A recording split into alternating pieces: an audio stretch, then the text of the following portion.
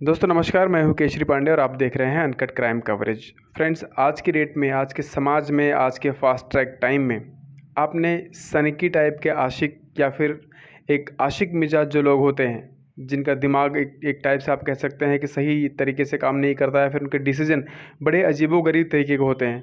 ऐसे आपने न्यूज़ बहुत सारी सुनी होगी, आपके आसपास शायद ऐसी घटनाएं हुई हों या फिर आपने पेपर में शायद ज़रूर पढ़ा होगा। लेकिन आज की जो घटना मैं आपको बताने जा रहा हूँ, ये बिल्कुल फैक्ट, बिल्कुल सही घटना है जो कि हरदोई में है।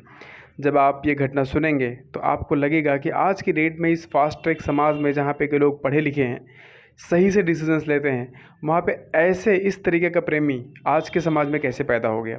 जी हाँ दोस्तों, उत्तर प्रदेश का एक ज़िला है जिसका नाम है हरदोई। ये लखनऊ के पास है। हरदोई में एक गांव है जिसका नाम है आसपुर। आसपुर और बाबट मऊ, ये दोनों गांव जो हैं वो आसपास बिल्कुल सटे हुए हैं।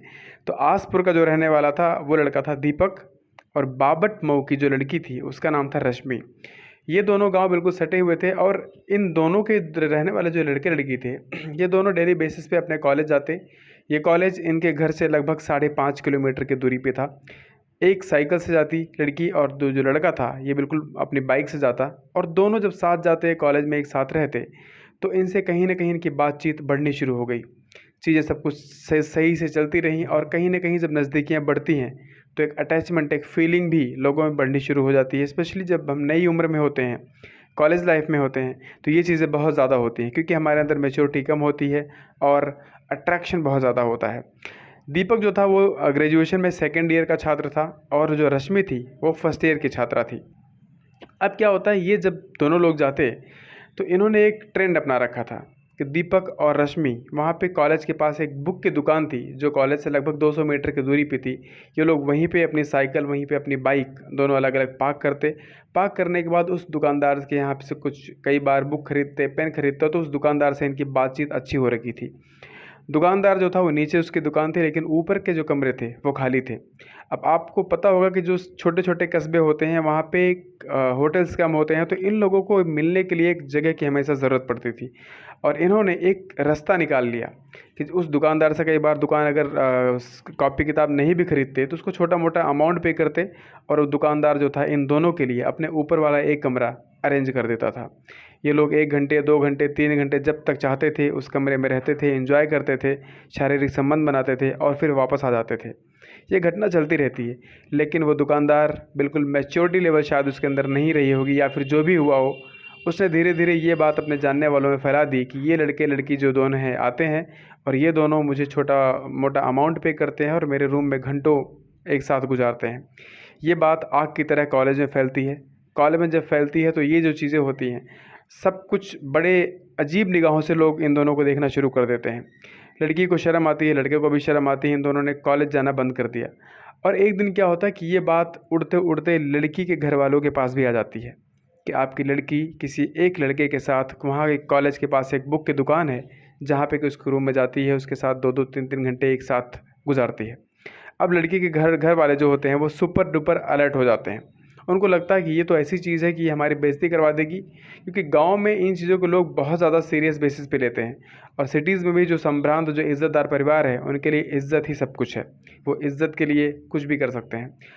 अब जो लड़की का परिवार था उसने सबसे पहला काम जो ये किया वो ये किया कि लड़की को कॉलेज जाने से मना कर दिया डे 1 से।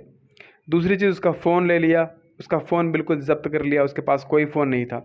अब बिल्कुल कड़ाई का जो लेवल था, जो स्ट्रिक्टनेस थी, वो फैमिली में बढ़ती चली गई। इसका फ़ोन तोड़ दिया। अब लड़की और लड़कों में मिलने की बात तो छोड़ो, कॉलेज जाने की बात तो छोड़ो, इन दोनों में बातचीत भी पूरी तरीके से बंद हो गई। अब जब लड़के ने देखा कि बिल्कुल बिल्कुल परेशान हो गया, लड़के ने अपने दोस्तों के थ्रू, उस गांव के लड़के के थ्रू लड़की से कांटेक्ट करने की कोशिश की, लेकिन लड़की ने एक ही रिस्पॉन्स हमेशा देना शुरू किया कि अब मेरा जो ये लड़के का नाम था दीपक से कोई भी मतलब नहीं है। और जब लड़का दूसरे लड़कों की मदद से लड़की से कई बार फ़ोन पे बात करने की कोशिश की, तो रश्मि ने डायरेक्टली मना कर दिया कि मेरे घर वाले तुम्हारे इस रिश्ते के बिल्कुल ख़िलाफ़ हैं और ये बिल्कुल अब कंटिन्यू कर ही नहीं सकती हूँ।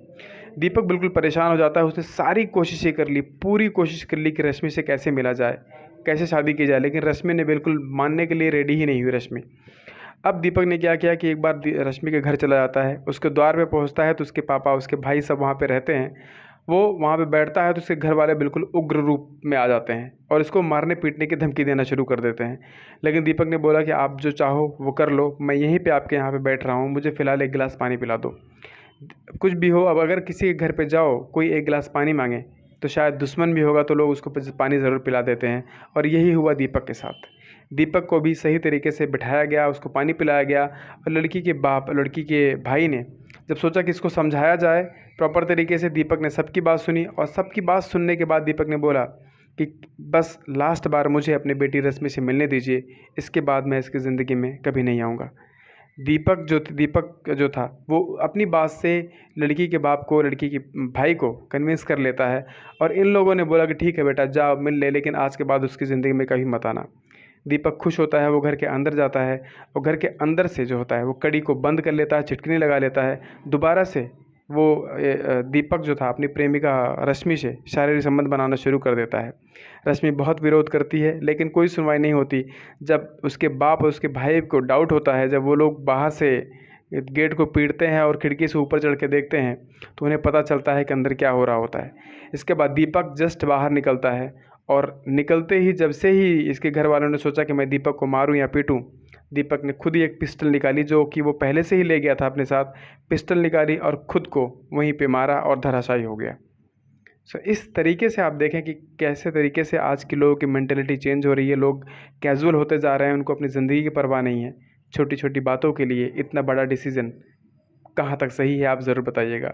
अब इस घटना में अगर आप एनालिसिस करेंगे तो इसमें आपको किसी गलती नज़र आती है, दीपक की या रश्मि की या रश्मि और दीपक के घर वालों की या फिर समाज वालों की? आपके कमेंट का इंतज़ार ज़रूर रहेगा। कमेंट करके ज़रूर बताइएगा और अगर आप चैनल पर नए हैं तो सब्सक्राइब करके सपोर्ट ज़रूर कीजिएगा। जय हिंद।